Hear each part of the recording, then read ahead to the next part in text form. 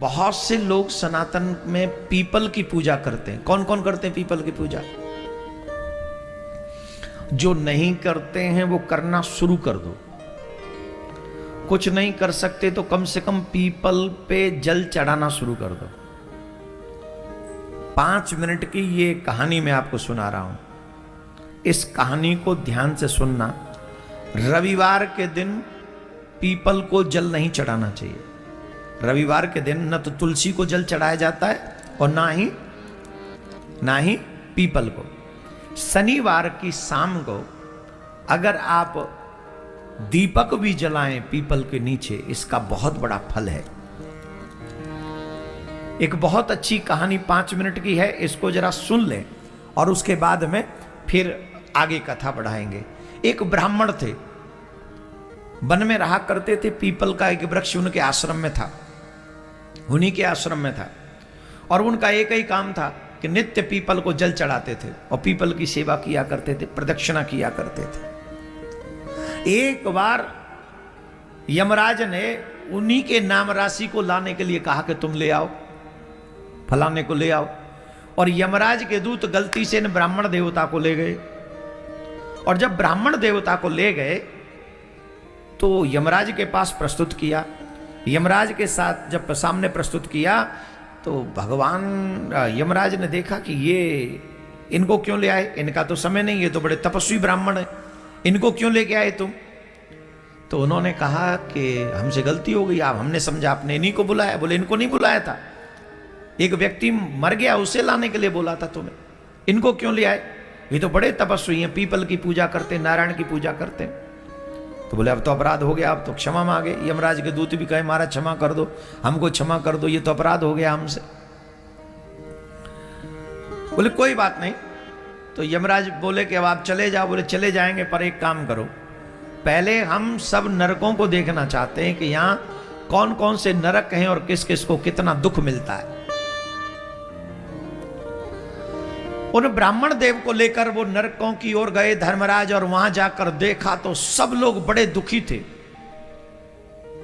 किसी को गर्म बालू पर नंगे पांव दौड़ाया जा रहा है, किसी को आग में तपाया जा रहा है, किसी को भट्टी में झोंका जा रहा है, किसी को पेड़ से उल्टा लटकाया जा रहा है, किसी को सामने रखकर बाणों से निशाना बनाया जा रहा है, किसी को नाना प्रकार के दुख मिल रहे हैं, अनेक। कोई गर्म भट्टी है, चूल्हे पे कढ़ाई चढ़ी है, उसमें झोंका जा रहा है, तपाया जा रहा है, तांबे की भूमि पर दौड़ाया जा रहा है, गर्म बालू में, किसी को पानी में डुबाया जा रहा है, किसी को कीड़े मकोड़े खिलाए जा रहे हैं। उनकी ये दशा देखकर ब्राह्मण देव को बड़ा कष्ट हुआ, रोने लगे ब्राह्मण देव। और उनकी हाय हाय, वो सभी जो लोग नरक में थे वो चीख रहे थे, बचाओ बचाओ बचाओ, हमारी रक्षा करो, हमसे अपराध हो गया, हमसे अपराध हो गया। तो ब्राह्मण देव ने पूछा तुम लोग कभी ना कभी तो मनुष्य बने होगे। ध्यान से सुनेंगे सिर्फ 1 मिनट, और ये बहुत गजब की लाइन है। ब्राह्मण देव ने कहा कि तुम कभी ना कभी तो मनुष्य बने होगे, और मनुष्य बनकर क्या तुमसे कोई सत्कर्म नहीं हुआ? तुमने कभी नारायण की पूजा नहीं की, तुमने कभी पीपल को जल नहीं चढ़ाया, कैसे नरक भोग रहे हो बताओ? तो उन्होंने कहा महाराज हमारे नरक भोगने का कारण है। कई बोले हमने झूठी गवाही दी कोर्ट में जाके, किसी ने कहा मैं रात दिन चोरी करता रहा, किसी ने कहा मैंने परस्त्री गमन किया, किसी ने कहा कि महाराज मैं आए हुए अतिथियों को बड़ी घूर घूर के दृष्टि से, क्रोध भरी दृष्टि से देखता था।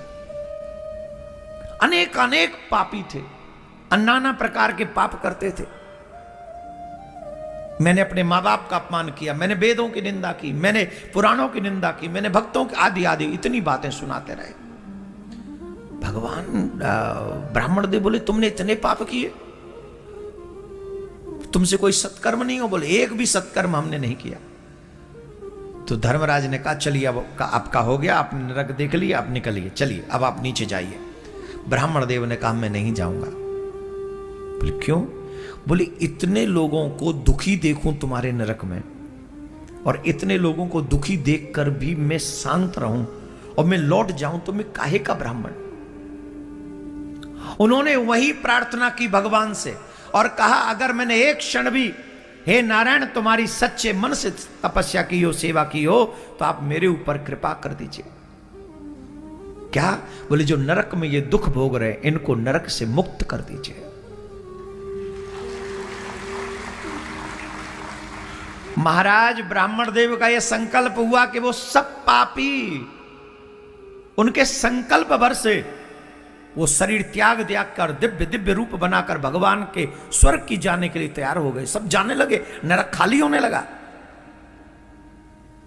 और ऑलमोस्ट सब चले गए।